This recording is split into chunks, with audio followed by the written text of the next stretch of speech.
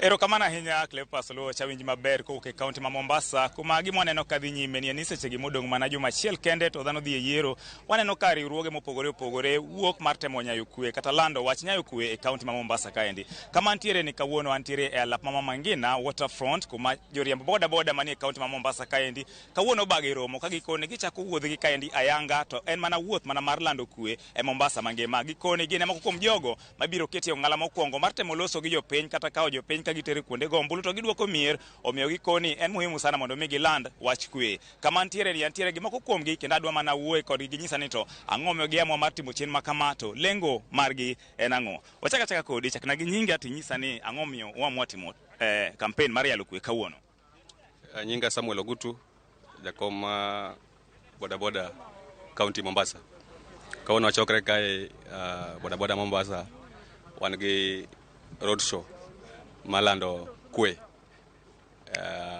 kwa dhi yiero ma tarehe 9. Ang'o miyo uamua mar lando kwe kaunti ma Mombasa kawuono?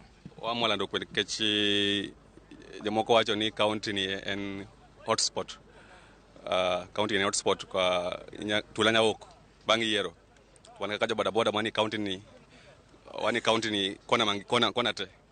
Koro wajiunga wawuoth waland kwe kikundi mora ma jipanga ama wanasiasa majipanga madwa kelo tule kae wakwero kabisa tuang'e wadhi bedo kod kwe lakini kawuono walorore. Erokamano ahinya. Oyudo ng'at machielo ka chaka gi nyingi tinyisa ni nyaka sani ineno ka weche mag yiero kata ikruok ne yiero chal nade e kaunti ma Mombasa ka. Iluonga ni Josephat Duora Gwenge, ane jagoro maduong' mar boda e Mombasa ka. Kawuono waamua ni wadoni mondo waland kwe kendo ikruok mag yiero waneno ka dhi mbele.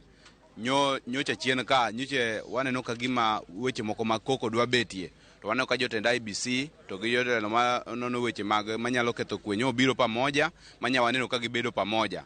Koro miyo wan bende ka boda wawuok oko mondo mi make sure ni walando kwe nikech wan motinga abiria ka dhi e kituo kendo kwa duoko dala. Wadoni waland kwe manyaka yiero timre gi kwe wayud jotelo manyasaye moyiero ka wabende wachangia pamoja. Kinde mokalo waneno ga kiwacho ni joboda bende samoro osebedi kitiyo godo. Akiani un kaka joboda ipanga nade e yiero ma biro ni? Wan kod structure kendo members wa duto te gin registered kendo wajipanga ni wang'eyo kila member ka ntiere ng'at moro ma inyalo bitigo e yo moro mar uhalifu to wabiro make sure ni wang'eyo ni en ng'a to owuok e kona mane. Bende wan kod jowa manie e gwenge manyiso ni ka ntiere refusal moro mar mantie to gilayas gi head office kama wantiere mondo mi wach moro manyalo ketho kwe wa make sure ni wareso kapok kwe okethore. Kamana nyayude ng'at mogik kaende chakna gi nyingi to ito ote mari ne joriemb boda wetegi en mane e sechegi makoro watimo yiero. An iluonga ni Charles Oduor, kan security mar Mombasa County Boda Association.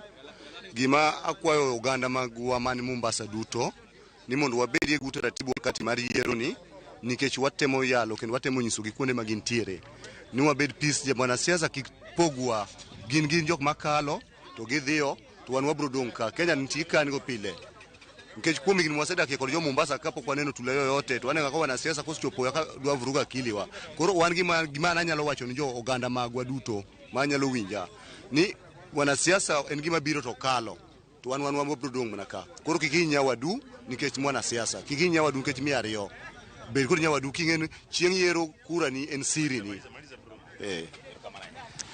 Mana kakiwinjo janeno mar Ramogi TV en ni mago joriemb boda manie kaunti ma Mombasa kae ka ginyiso moko kuom chenro ma gintiere godo to chutho mano mar yalo kwe kaunti ma Mombasa e sechegi makoro dong' mana juma achiel kende to dhano timo yiero. George Aoko, Ramogi TV, Mombasa. Erokamano ahinya mano George Aoko kani Mombasa. George waduogo iri kanyo mondo ikonwa ni chenro mage bende mantiere kanyo. Ng'anyo odiochieng' ma kawuono gin mage to kata kamano nyakura monge jwang' mane thuolo ma wantiere gokinyi ma kawuono to kata kapok wakawo kata yueyo Joyce iwinjo kaka